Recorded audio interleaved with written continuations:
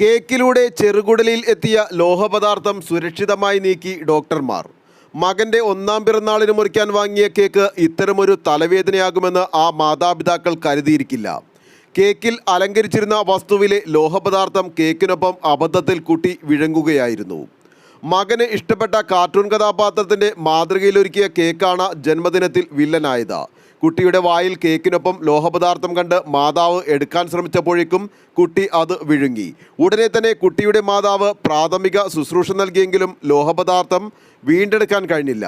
Cream കേക്കിനൊപ്പമായതിനാൽ മറ്റു ഭാഗങ്ങളിൽ തങ്ങി നിൽക്കാതെ ലോഹപദാർത്ഥം നേരെ ആമാശയത്തിലേക്ക് പോയിരുന്നു. തുടർന്ന് കുട്ടിയുമായി മാതാപിതാക്കൾ പറവൂരിലെ താലൂക്ക് ആശുപത്രിയിലെത്തി.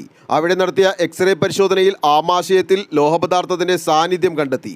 പിന്നാലെ വിദഗ്ധ പരിശോധനകൾക്കായി ആലുവയിലെ രാജഗിരി ആശുപത്രിയിലേക്ക് മാറ്റി. ഇതിനകം ലോഹപദാർത്ഥം ആമാശയം കടന്ന് ചെറുകുടലിൽ എത്തിയിരുന്നു. കുട്ടിയുടെ പ്രായം കണക്കിലെടുത്ത് ഡ്യൂഡനോസ്കോപ്പി വഴി പദാർത്ഥം നീക്കം ചെയ്യാനായിരുന്നു ഡോക്ടർമാരുടെ തീരുമാനം. കുട്ടികൾക്ക് വേണ്ടിയുള്ള പ്രത്യേക എൻഡോസ്കോപ്പ് ഉപയോഗിച്ച് ഡോക്ടർമാർ ചെറുകുടലിൽ നിന്നും ലോഹപദാർത്ഥം സുരക്ഷിതമായി നീക്കം ചെയ്തു. കുട്ടിക്ക് ലോക്കൽ അനസ്തേഷ്യ നൽകിയായിരുന്നു എൻഡോസ്കോപ്പി നടപടിക്രമം പൂർത്തിയാക്കിയത്. ഡോക്ടർ ഫിലിപ്പ് അഗസ്റ്റിന്റെ മേൽനോട്ടത്തിൽ നടന്ന ചികിത്സയിൽ doctor Nibin Nehasa, doctor Sanu Sajan, doctor Radhika Nair എന്നിവർ പങ്കാളികളായി.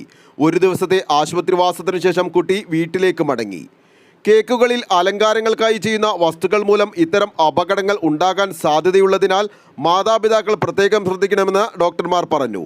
ആഘോഷത്തിന് തടസ്സമുണ്ടായില്ലെങ്കിലും വലിയ സങ്കീർണതകൾ ഇല്ലാതെ ലോഹപദാർത്ഥം നീക്കാൻ കഴിഞ്ഞതിൻ്റെ ആശ്വാസത്തിലാണ് കുടുംബം. ആലുവ ലൈവ് ന്യൂസിനു വേണ്ടി സിദ്ദീഖ് കാരക്കാടനൊപ്പം സനു കളമശ്ശേരി.